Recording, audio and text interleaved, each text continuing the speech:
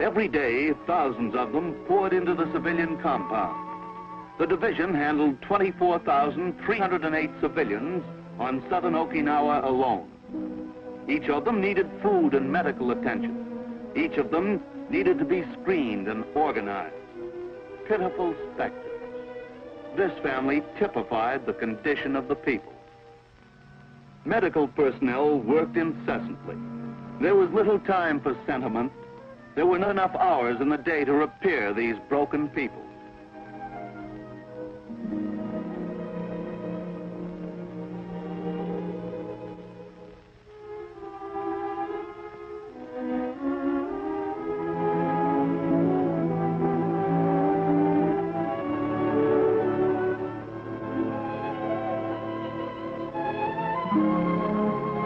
The indomitable Okinawans won the respect of their conquerors.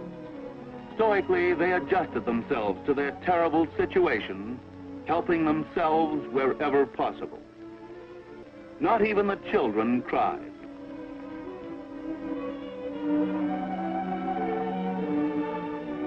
For the able-bodied males, there was work to be done.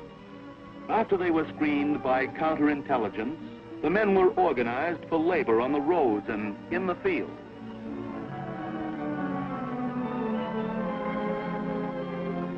Equally as spectacular and more significant was the haul of Japanese prisoners taken simultaneously from the bottom of the island. Surrender leaflets fired into the enemy's lines by artillery, coupled with other propaganda warfare methods, brought unprecedented results.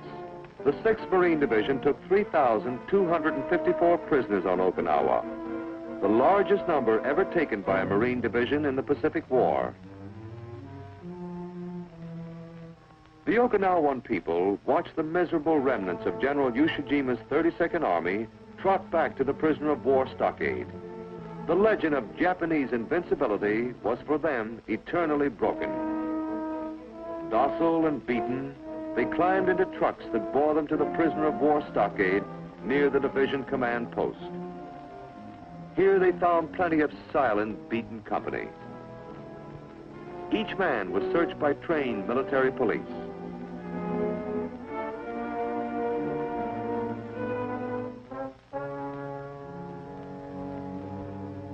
Each man was interrogated by Japanese language officers, and the information received was checked by order of battle officers and forwarded to higher echelon. At the prisoner of war stockade, there were facial studies for the camera to record. Each face spoke without moving its lips. Each face was eloquent. They spoke of defeat, of despair, of disillusion. These were young faces and old, tired, bitter faces, sullen faces that won another chance. But all were the faces of a defeated people.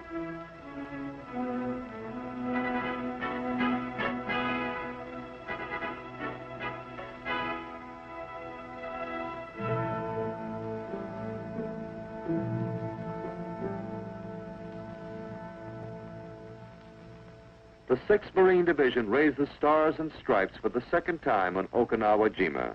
They had raised the flag over the north, now they raised it over the southernmost extremity of the strategic island. The 6th Marine Division left the best part of itself on Okinawa-jima.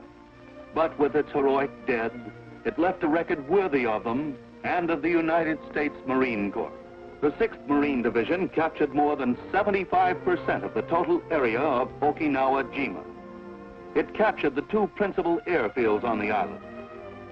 This division captured the city of Naha, largest ever taken by the United States Marine Corps, and the first city to be wrested from the Japanese Empire. This was the division victorious at Mount Yahitaki that won the critical battle of the operation at Sugarloaf Hill. The 6th Marine Division killed 23,000 Japanese and captured more than 3,500, a record unsurpassed. The enemy called the 6th the Tiger Cub, called it the American division that could break up the battle for Okinawa. The enemy was right. The 6th Marine Division suffered 8,227 battle casualties on Okinawa-jima. 1,622 of these lie buried near the East China Sea. These were men who died on the fringe of the atomic age. These were men who had fought the enemy from the beginning, in the jungle and on the atolls of the broad Pacific, and who had died fighting him on his own soil.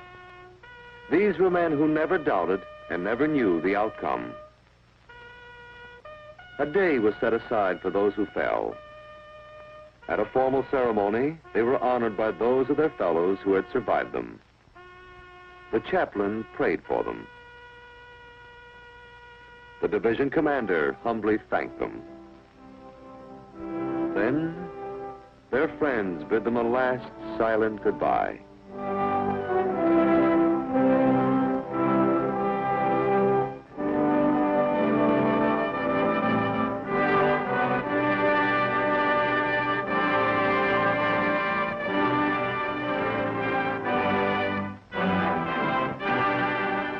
Died for God and country.